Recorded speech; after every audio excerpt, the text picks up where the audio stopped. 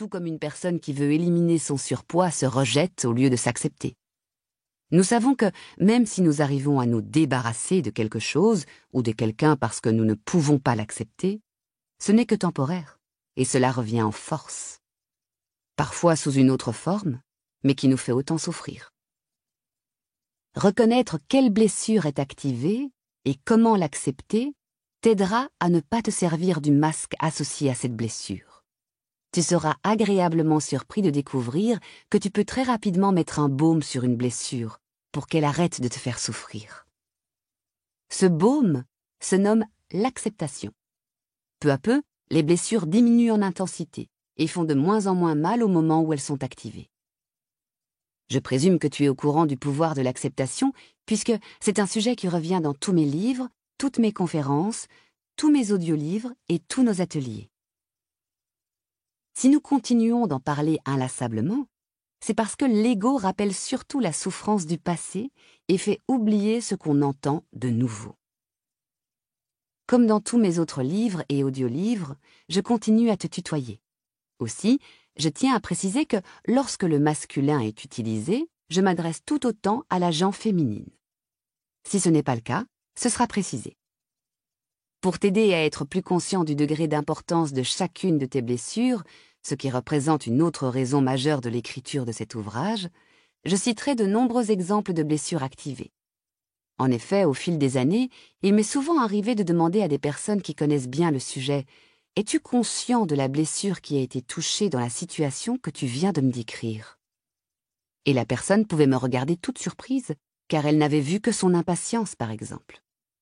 Voilà un bon exemple de l'ego qui nous empêche d'être conscients de toutes les fois où une blessure est activée. Comment pourrais-tu guérir peu à peu tes blessures si tu es rarement conscient d'en souffrir? Maintenant, il ne te reste qu'à ouvrir ton cœur davantage pour continuer ton écoute.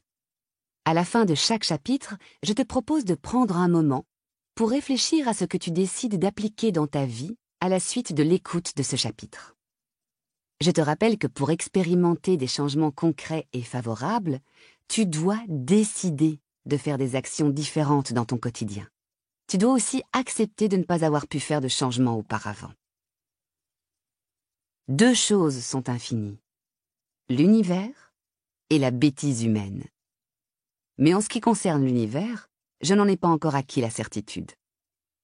Albert Einstein. Chapitre 1.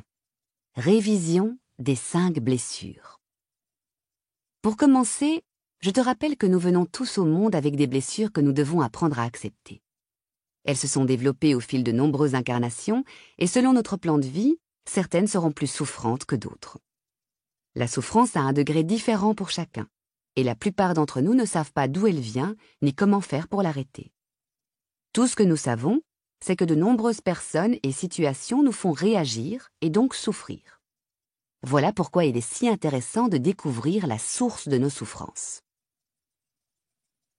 Pourquoi sont-elles appelées les blessures de l'âme? Parce que l'âme n'en peut plus d'être éloignée de son plan de vie à répétition lorsque nous laissons notre ego diriger notre vie. Elle souffre, car le but de ces incarnations est de vivre dans l'amour véritable et l'acceptation de soi afin d'arriver à vivre sa divinité. Notre âme souffre de façon différente selon les blessures activées. Ce qui est le plus désolant, c'est que nous laissons notre ego nous convaincre qu'il nous aide à moins souffrir, alors que c'est le contraire. Il est impossible pour l'ego de sentir les souffrances de l'âme. Il ne vit que pour lui. Sa grande satisfaction, c'est d'avoir raison.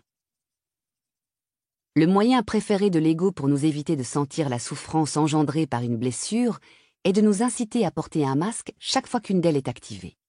Il croit sincèrement nous protéger et est inconscient qu'en agissant ainsi, nous ne faisons qu'entretenir et nourrir nos blessures. Plus une blessure est alimentée, plus elle fait mal. Plus nous réagissons rapidement et fortement, plus la réaction dure longtemps. Pourquoi y a-t-il autant de suicides? Pourquoi y a-t-il des millions de gens qui deviennent dépendants de substances qui les endorment, qui les empêchent d'être conscients d'un problème véritable, tels la cigarette, le sucre, le jeu, l'alcool, les médicaments, la drogue? Pourquoi y a-t-il de plus en plus de maladies?